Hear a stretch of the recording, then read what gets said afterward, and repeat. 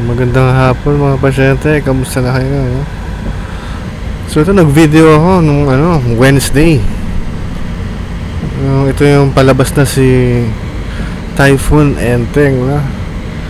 Sa mga taga-Buyaw, kamusta kayo dyan? No? Ito yung Manila South Road, no?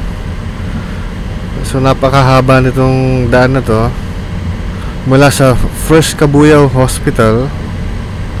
Ito yung makita mo dun sa Walter Mart, no? So ang nangyari Wednesday September 3 to. Tapos ito rush, kasagsagan ng rush hour to. 5:30, 5:20.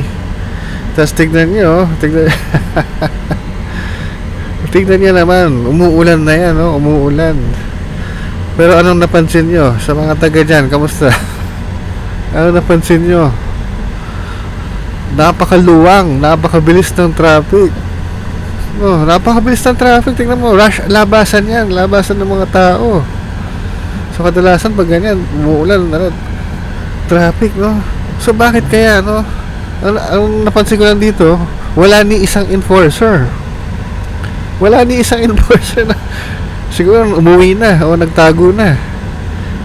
Kasi baka maipit sila sa baha, no? Pero ang nakakatawa dito, yung mga motorista, kayang-kaya nila, sariling diskarte. Walang hindi nagbibigayan lahat. Tapos makita yung mga jeep din, hindi masyado tumatambay para mapuno yung pasahero. Maghihintay lang sila ng mga 1 minute, 2 minutes, tapos larga na. Hindi tulad dati, talagang may mga barker, tapos ginagawang paradahan yung kalye. Yun talaga nagkakos ng traffic.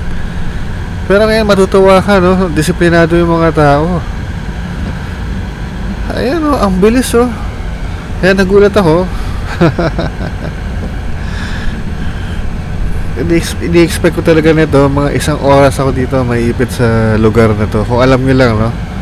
Kung walang bagyo, kung regular na araw, 5:30 ng hapon, alam nyo kung gaano ka grabe.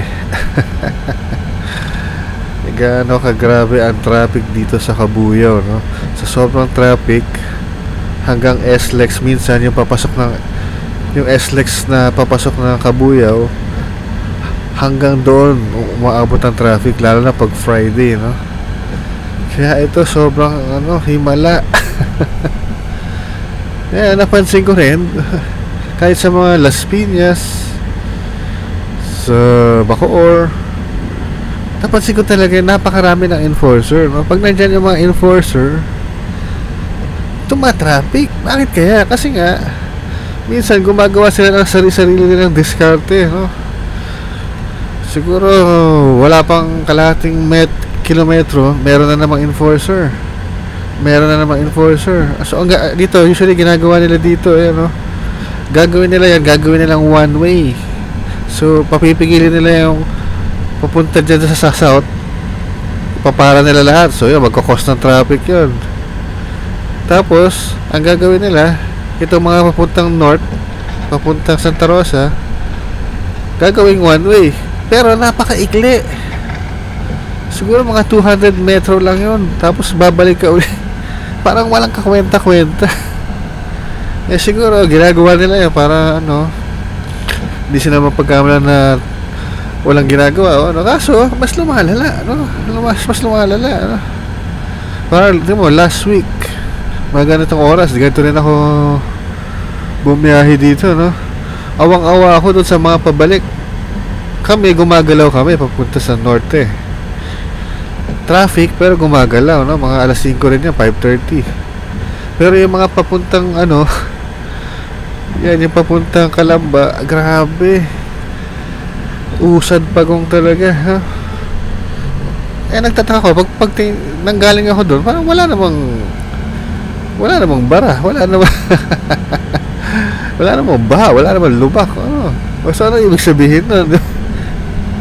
Gawa-gawa lang yung traffic paminsan, sa tingin ko. Ay nako, sana magawa ng paraan, no? Kasi para sa atin din naman yan eh. Ay, enjoy natin to, no? Hanggang ngayon malakas pa rin ang ulan, no? Minsan talaga marami pa rin baha, so nandiyan pa rin ang traffic, no? Pero ako masaya ako dito sa south, no? Ito mga ganyan traffic, maganda na yan kung ikukumpara mo sa Metro Manila, diba? Para nangyari kay Richard Gomez, diba? 2 oras sa EDSA, 2 oras di daw gumagalaw. Eh wala pa, sa Quezon City pa yung biyahe niya, so aabutin ng 4 na oras siguro yung lahat ng biyahe niya. Eh samantalang ang liit-liit lang ng distansya. Kaya sa atin medyo okay na kung tutusin.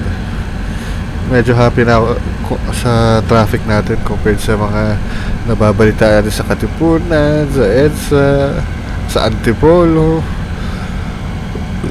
Parang sanay na yung mga tao sa ganun, eh.